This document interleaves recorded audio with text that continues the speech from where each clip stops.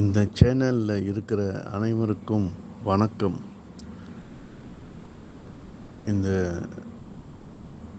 No fap சேலஞ்சை எனக்கு கற்றுக் கொடுத்த மாஸ்டர் பிரபா அவர்களுக்கு ரொம்ப நன்றி. ஏன்னா பல வருடங்களாக சின்ன வயசுலேருந்து எனக்கு எத்தனை வயசில் ஆரம்பித்தேன்னு தெரியல, ஆனால் 60 வயது வரைக்கும் இந்த நோ ஃபேப் சேலஞ்சில் பற்றி எனக்கு தெரியாது. கண்டபடியாக செலவு பண்ணி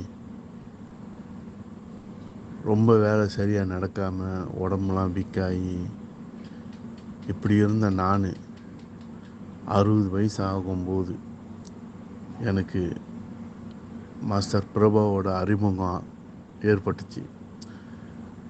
நான் அவரோட இந்த வீடியோவெல்லாம் யூடியூப் மூலயமா பார்க்கும்போது எனக்கு ஒரு ஆச்சரியமாக இருந்துச்சு. என்னடா இப்படியும் ஒரு விஷயம் இருந்திருக்கு, இத்தனை வயசு வரைக்கும் நமக்கு தெரியலையே அப்படின்னு அவரை கான்டாக்ட் பண்ணி நான் அவர்கிட்ட கேட்டேன், மாஸ்டர் இதை விட்டு வெளியில் வரணும் அப்படின்னு நான் பல வாட்டி நினச்சிருக்கேன், ஆனால் முடியல.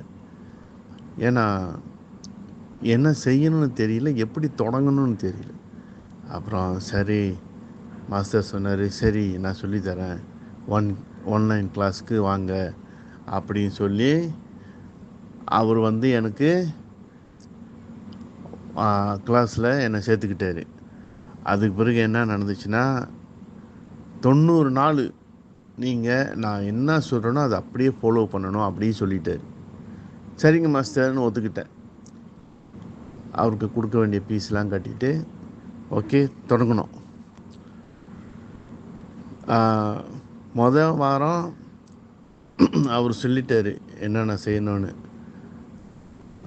விந்தை வெளியாக்காமல் பாதுகாக்கணும், உடம்புக்குள்ளேயே வச்சு பாதுகாக்கணும். அதை முதல் ஸ்டெப்பு என்ன அப்படின்னு சொன்னார். அப்போ நான் அதே மாதிரி ஃபாலோ பண்ண ஒரு வாரம் அப்படி இப்படின்னு கொஞ்சம் தாண்டிட்டேன். 2வது வாரம் வரும்போது கொஞ்சம் தடுமாற்றமாக இருந்துச்சு. இருந்தாலும் பரவாயில்ல, அவர் கைட் பண்ணிக்கிட்டே வராரு. ஒவ்வொரு நாளும் எனக்கு ஃபோன் அடிப்பார். நான் மலேசியாவில் இருக்கேன், அவர் இந்தியாவில் இருக்கிறாரு. ஆனால் அந்த டைம் பிரகாரம் எனக்கு ஒவ்வொரு நாளும் அவர் சொல்லிக்கிட்டே வராரு. அப்போ வரும்போது அப்போல்லாம் என்னோடய வயது 60 ஆயிடுச்சு. 60 வயசு பர்த்டே முடிஞ்சு போயிடுச்சு. அப்போ இந்த வயசுலேயும் முடியுமா அப்படின்னு கூட நான் நினச்சேன். ஆனால் முடியும். அந்த வழிமுறைகளை சரியாக கையாண்டோமா அது கண்டிப்பாக முடியும். அப்போ 3வது வாரம் ஆரம்பிக்கும் போது அதோட பெனிஃபிட்லாம் எனக்கு தெரிய ஆரம்பிச்சிச்சு. என்னன்னா, எனக்கு தூக்கம்லாம் ரொம்ப குறைஞ்சிருச்சு. எத்தனோ மணி நேரம் பல மணி நேரம் தூங்குகிற நான் ஒரு 10 ஹவர்லாம் தூங்குவேன். அவ்வளோ அசதியாக இருக்கும் உடம்பு. அந்த தூக்கம் அந்த 2 வாரத்தில் பார்க்குறேன் ஒரு 6 ஹவருக்கு வந்துடுச்சு. நான் நினைப்பேன், என்னடா இவ்வளோ நேரம் தூங்குவோம், இப்போ சட்டுன்னு எழுந்திரிச்சிட்றோமே. காலையில் எழுந்திரிக்க ரொம்ப கஷ்டப்படுவோம், டக்குன்னு ஒரு 5 மணி ஆச்சுன்னா அந்த முழிப்பு வந்துடும். அதுக்கு மேலே தூங்க முடியாது. ஏன்னா உடம்பு ஒரு மாதிரி சார்ஜ் ஆகிட்ட மாதிரி ஆச்சு. இதெல்லாம் நிப்பாட்டணும் ஒன்று. அப்போ 2வது என்ன நடந்துச்சுன்னா, முதல்ல தூக்கம் குறைஞ்சிதா, 2வது பாடியை பார்க்குறேன் ரொம்ப ஆரோக்கியமாக இருக்கிற மாதிரி ஒரு உணர்வு வந்துருச்சு. நடக்கிறதெல்லாம் வேகமாக இருக்குது, சுறுசுறுப்பாக இருக்குது. அந்த உடம்புல அசதியெலாம் குறைஞ்சிருச்சு. அப்புறம் ரொம்ப சுறுசுறுப்பாகவே இருப்பேன். என் ஃப்ரெண்டெல்லாம் கேட்பாங்க, நீ சும்மா இருக்க மாட்டியா ஐயா, வயசான காலத்தில் கொஞ்சம் அமைதியாக இருன்னு. எங்கே வயசாச்சு? வயசு உடம்புக்கு தான் ஆச்சு. அங்கே உள்ளுக்கு இந்த இதெல்லாம் வச்ச உடனே மனசு வேறு மாதிரி மாறிடுச்சு. அது சுறுசுறுப்பான ஒரு வேகத்தை கொடுக்க ஆரம்பிச்சிருச்சு. அப்புறம் பார்க்குறேன் முகம் தோற்றமெல்லாம் மாறி அப்படியே ஒரு மாதிரி க்ளோவிங்காக ஒரு யங் லுக்குக்கு வந்துடுச்சு. கொஞ்ச நாளில் என் ஃப்ரெண்டுங்கெல்லாம் பேசுகிறாங்க, என்னண்ணே நீங்கள் 60 வயசுன்னு சொல்கிறீங்க, பார்க்குறதுக்கு என்னமோ சின்ன வயசு மாதிரியே இருக்கீங்க, அந்த முகம்லாம் கொஞ்சம் கூட சுருக்கலாம் இல்லை. இதெல்லாம் நடக்கும்போது கிட்டத்தட்ட ஒரு 1.5 மாதம் ஆச்சு. அந்த 1½ மாதத்துக்கு பிறகு பார்க்குறேன், உண்மையிலே யாங் லுக்குன்றாங்க எல்லாமே. எனக்கே தெரியல. நான் கண்ணாடியில் படம் முடிச்சு பார்க்குறேன், அப்போ தான் நான் பார்க்குறேன் அந்த முகத்தில் உள்ள சுருக்கம் அதெல்லாம் வந்து காணாமல் போச்சு. அப்புறம் எனக்கு வந்து 60 வயசில் வந்து வேலையை விட்டு நிப்பாட்டிட்டாங்க கம்பெனி. வேலை கொடுக்கல. ஆனால் நானும் வேலை தேடினேன். திடீர்னு ஒருத்தர் சொன்னார், இந்த மாதிரி ஒரு இடத்துல வேலை இருக்குது வாங்க அப்படின்னாரு. அங்கே போனோன்னா அந்த பாஸ் பார்த்தாரு, இவரையா சொன்னீங்க 60 வயசுன்னு? 60 வயசு மாதிரியா இருக்கிறார். இவரை பார்த்தா என்னமோ ஒரு 45 வயசு மாதிரி தான் இருக்கிறார். பரவாயில்ல, நல்லா வேலை செய்யலாம் அப்படின்னு கொடுத்துட்டாரு. நான் வேலை செய்கிற இடத்துல நான் வேலை செஞ்சேன்னா அவர் சொல்கிறாரு, என்னய்யா 60 வயசுன்ற, சின்ன பையனுங்களும் காட்டி நல்லா வேகமாக வேலை செய்கிறாரு. அவனுங்கள பார்த்தா கிழவனுங்க மாதிரி இருக்கானுங்க, இவரை பார்த்தா சின்ன பையனுங்க மாதிரி இருக்காரு. நானும் அவனுங்களும் என்னையும் பக்கத்தில் வச்சா இவரு நல்லா இருக்கிறாரு. இன்னும் அந்த டீமில் வச்சா நான் தான் வயசு கூட. ஆனால் அங்கே கூட இருந்தவங்களாம் வந்து 30 வயசு, 25 வயசு, 40 வயசு இப்படி உள்ளவனுங்களே என் கூட போட்டு வேலை செய்ய முடியல. அப்போ அந்த முதலாளி ஏசுவார், என்னையா வாலிபனுங்க கிழவனுங்க மாதிரி வேலை செய்கிறானுங்க, இவர் பாரியா 60 வயசு, நான் கூட கிழவ மாதிரி இருப்பாருன்னு நினச்சேன். இவரு நல்லா அழகாக இருக்கிறாரு, நல்லா யாங்காக இருக்கிறாரு, சுறுசுறுப்பாக வேலை செய்கிறாரு. ஒரு நாள் கூட வந்து லீவ் எடுக்காமல் நல்லா வேலை செய்கிறாரு. அவனுங்களுக்கு கொஞ்சம் வேலை செஞ்சால் உடம்பு வலிக்குது, அங்கே வலிக்குது, இங்கே வலிக்குதுன்னு பிடிச்சி ஏசுவார். எனக்கு என்ன அப்போ தான் நினச்சேன், என்னடா இது, இந்த நோ ஃபேப் சேலஞ்சை வந்து ஒரு 1½ மாதம் தாண்டும் போதெல்லாம் உடம்பு வந்து ஒரு மாறிடுச்சு வேறு மாதிரி.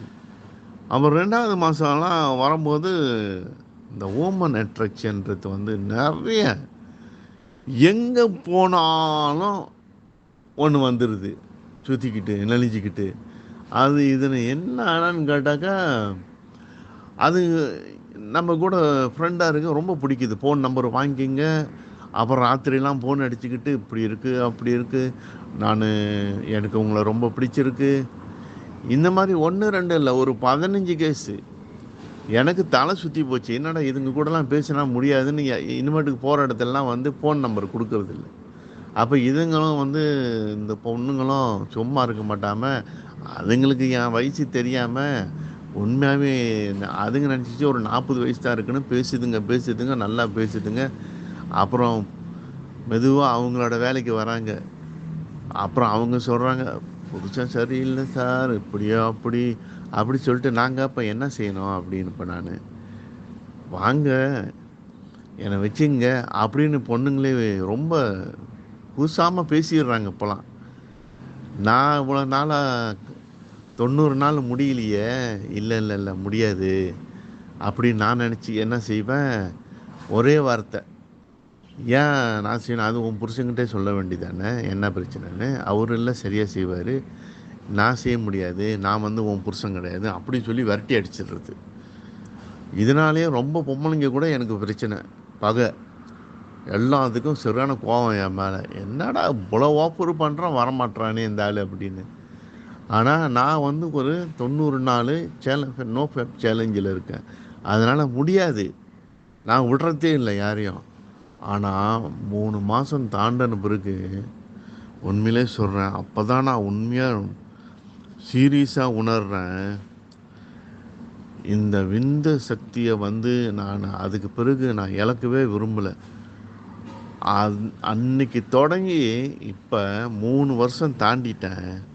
அதோட ஸ்ட்ராங்கு, அந்த ஹெல்த்தியான பாடி, எந்த நேரமும் என்னோட மனசு வந்து ஒரு சந்தோஷமான நிலையிலேயே இருந்துச்சு.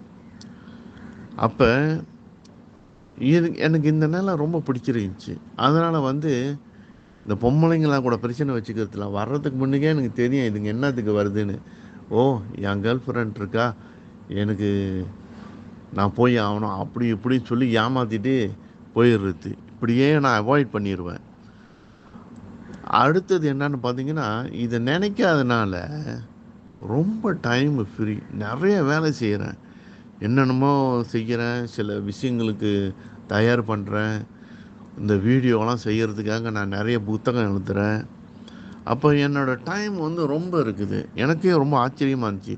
இப்போ சில விஷயங்கள பத்தி பேசும்போது, நான் எழுதுறேன். இதெல்லாம் எங்கேருந்து வருது? எனக்கே தெரியல. இந்த ஐடியாலாம் எப்படி வருது இப்போ மூளைக்கு? மூளை ஃப்ரெஷ்ஷா இருக்குது அப்படின்னு. அப்ப எந்த நேரமும் வந்து ஒரு ஹேப்பியான ஒரு சூழ்நிலையிலே இருக்கிறேன். கடைசியா எனக்கு கிடைச்ச ஒரு நல்ல விஷயம் என்ன தெரியுங்களா? ஒரு பெரிய லீடர்ஷிப். எந்த இடத்துக்கு போனாலும் நான் சொல்றத எல்லாம் கேட்குறாங்க. முதல்லாம் கேட்க மாட்டாங்க. நீ என்ன சொல்றது? நான் என்ன கேட்கறதுன்னு. ஆனா இப்ப அப்படி இல்ல. நம்ப எதனாச்சும் ஒரு விஷயத்த சொன்னா அவங்க எல்லாம் உட்கார்ந்து கேட்குறாங்க. இப்ப எப்படி அவங்க கேட்குறாங்க? அப்ப உடம்புல வந்து சக்தி வந்து ரொம்ப சேமிக்க சேமிக்க நம்ம என்ன சொன்னாலும் கேட்கறதுக்கு ஆள் இருக்கு. அப்போ ஒரு லீடர்ஷிப் வந்துருச்சு. நம்மகிட்ட நெறைய ஐடியா கேட்குறாங்க. இதுக்கு என்ன சார் செய்யலாம்? இப்படி என்ன செய்யலாம்? அதுக்கு ஐடியா நெறைய வருது எனக்கே. முதல்ல அந்த மாரி வராது. ஆனா இப்ப நெறைய ஐடியா. அந்த குடுக்க எல்லாரும் விரும்புறாங்க. இந்த அண்ணங்கிட்ட போனா ஒரு நல்ல ஒரு ஆ சொல்யூஷன் கிடைக்கும். அப்படிலாம். அப்ப இந்த நோ ஃபேப் சேலஞ்சுன்னு சொல்றது வந்து நெறைய விஷயத்த வந்து நமக்கு குடுக்குது. அவ்வளோ விஷயங்கள் கணக்கு வழக்கு இல்ல. உடல் பலம், அந்த சுறுசுறுப்பு, ஒரு தைரியம், யாருக்கிட்டயுமே வெட்கப்படாம பேசுற ஒரு தன்மை, எதுவா இருந்தாலும் ஃபேஸ் பண்ணக்கூடிய ஒரு தைரியம் எல்லாமே வருது. அப்ப எனக்கு ரொம்ப சந்தோஷமா இருந்துச்சு. அடடடா! இதெல்லாம் இந்த சின்ன வயசுல இல்லையா? பரவால்ல. சின்ன வயசுல இல்லன்னா கூட இப்ப என்ன பார்த்தாலே சின்ன வயசு மாரி தான் சொல்றாங்க. அது ஒரு ஒரு 3 வருஷம் சென்று ஒரு 2 வருஷம்லாம் தாண்டும்போது என்னோட வயச வந்து 60 வயசுன்னு யாருமே சொன்னா நம்ப மாட்டாங்க. எல்லாரும் வந்து 30 வயசுக்கு சொல்றாங்க. என்னண்ணே சொல்றீங்க? உங்கள பார்த்தா ஒரு 30 வயசு, 35 வயசு தானே இருக்கும். அப்படின்னு நான் இவ்வளோ நேரம் நெனச்சுக்கிட்டு இருக்கேன். நீங்க 60 வயசு தாண்டிருச்சுன்னு சொல்றீங்க. அவங்களுக்கே ரொம்ப ஆச்சரியமா இருக்கு. என்ன காரணம்?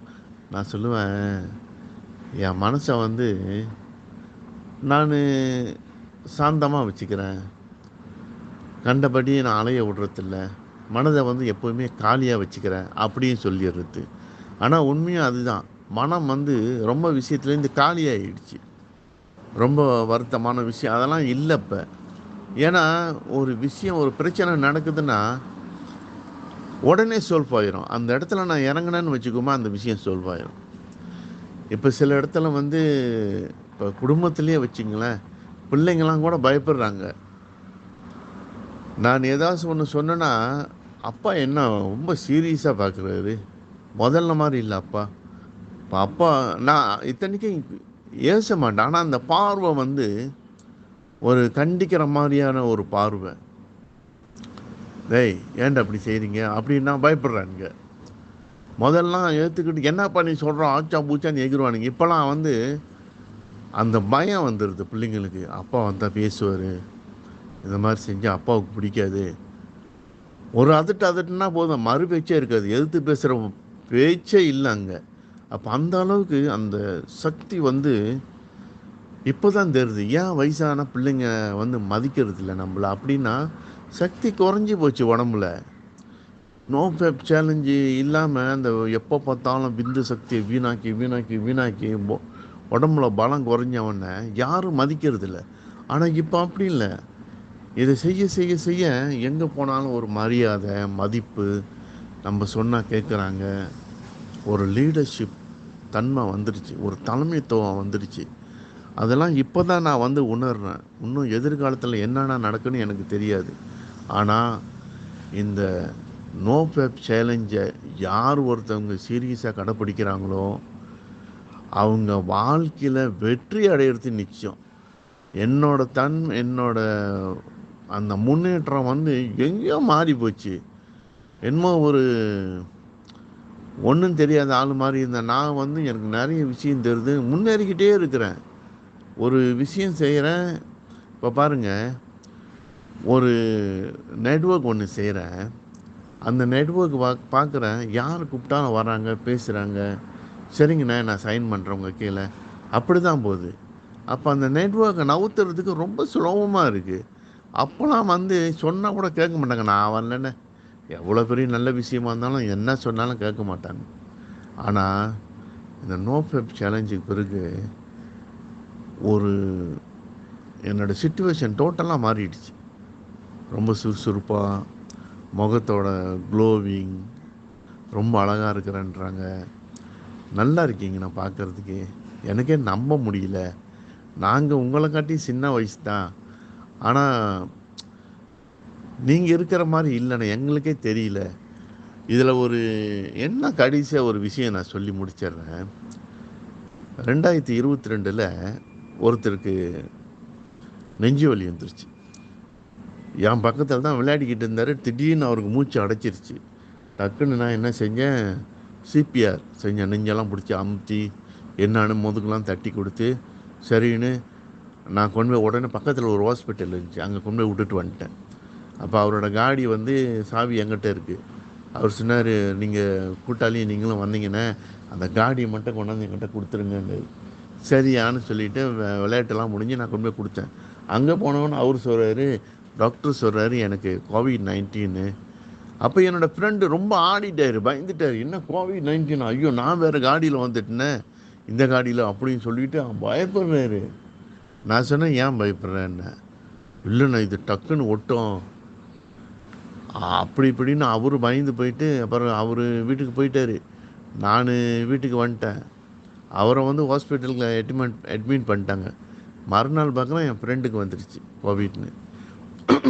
அவர் ஃபோன் அடித்து கேட்குறாரு, என்ன இரும்பல் வந்துச்சா, காய்ச்சல் வந்துச்சா, சளி பிடிச்சிச்சா, இல்லை சாப்பிட்றீங்க ஏதாச்சும் அந்த உணர்வு தெரியாமல் போச்சா நாக்குக்கு. எனக்கு ஒன்றுமே ஆகலை, நல்லா தான் இருந்தேன். அப்போ ஒரு வாரம் கூட ஆச்சு, எனக்கு ஒன்றும் ஆகலை.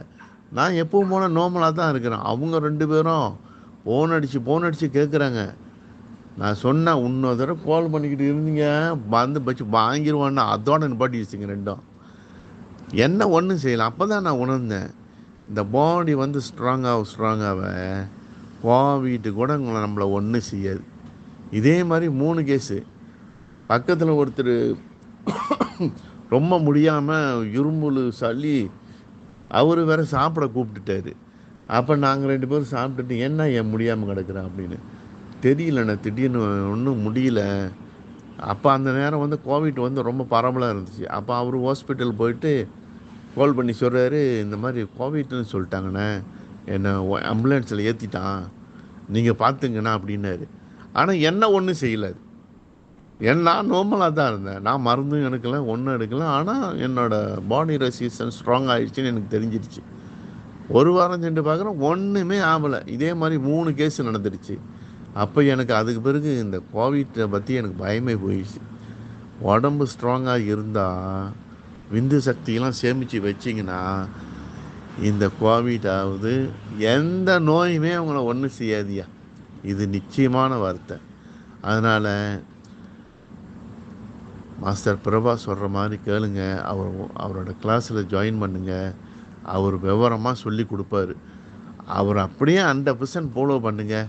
பாருங்க, ஆரம்பத்தில் ஒரு வாரம் தாண்டறதுக்கே தடுமாறினேன். 2வது வாரம் இன்னும் கொஞ்சம் சீரியஸாக இருந்துச்சு. ஆனால் 3வது வாரம் போகும்போது கொஞ்சம் என்னால் சமாளிக்க முடிஞ்சிச்சு. 4வது வாரம், 5வது வாரம், 6வது வாரம்னு போய் 3 மாதம் முடிஞ்சு இப்போ 3 வருஷம் தாண்டிட்டேன். 3 மாதம்னு சொன்னவர் 90 நாள், 3 வருஷம் 1000 நாள் தாண்டிட்டேன். இது வரைக்கும் என்னோடய விந்தை நான் ஒரு நாள் கூட வித்தவுட் ஃபெயில் அதை பாதுகாத்து வச்சுருக்கேன். சக்ஸஸ்ஃபுல்லாக இந்த 1000 நாளை தாண்டினது எவ்வளோ பெரிய பெனிஃபிட்டு அப்படின்னு நான் முழுசாக உணர்ந்துட்ட பிறகு இந்த வீடியோவை நான் செய்கிறேன். இந்த வாய்ஸ் மெயிலை நான் அனுப்புகிறேன் உங்களுக்கெல்லாம். நீங்கள் அதை ஃபாலோ பண்ணுங்கள். வாழ்க்கையில் நிச்சயமாக நீங்கள் பெரிய லெவலுக்கு வருவீங்க. இது வந்து உண்மையான வார்த்தை. நன்றி, வணக்கம்.